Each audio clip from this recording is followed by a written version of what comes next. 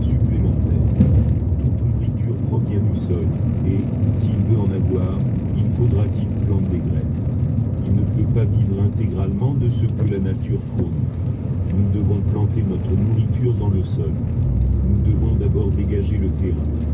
Nous devons le labourer. Nous devons le herser. Nous devons le clôturer. Nous devons le protéger contre les animaux prédateurs, et tout cela demande du travail, du temps et de l'argent. Et tout doit être fait à l'avance, ou vous n'allez pas manger.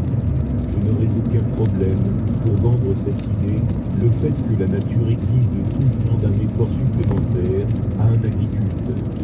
Il sait cela parfaitement. Il sait que chaque minute qu'il passe à ne pas en faire un peu plus, il ne mangera pas et n'aura rien à vendre. L'agriculteur dégage son terrain. Il sème les graines. Il les choisit avec soin pour s'assurer que c'est la bonne sorte de graines et qu'elles sont fertiles. Il les sème à la bonne profondeur dans le sol et ensuite il calcule le temps que prendra toute l'affaire. J'insiste sur l'importance de ce calcul.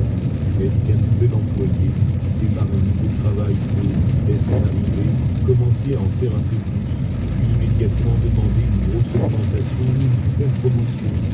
Non, ça ne marche pas comme ça. Il faut vous faire remarquer, établir une réputation. Il faut être reconnu dans cette habitude et fournir un effort supplémentaire avant de pouvoir faire pression pour obtenir un dédommagement. En fait, si vous faites un effort supplémentaire avec la bonne attitude mentale, il y a une chance gratuite que vous ne ayez pas la compensation pour le service, car on vous fera automatiquement accorder sous forme de promotion et d'augmentation de salaire. La loi de la compensation. Dans tout univers, tout est ainsi arrangé par la loi de la compensation, justement définie par Emerson, et le budget de la nature économique, et ainsi de suite. Toute chose a son équivalent opposé dans quelque chose d'autre. Positif ou négatif dans chaque type d'énergie, jour, vent, et froid, réussite, échec, guerre, bonheur, malheur, hommes et femmes. Partout et dans chaque chose se joue la loi de l'action et de la réaction. Toute action engendre une certaine réaction. Tout ce que vous faites, tout ce que vous pensez que vous émettez engendre une réaction, si ce n'est sur quelqu'un d'autre, du moins sur la personne qui émet la pensée.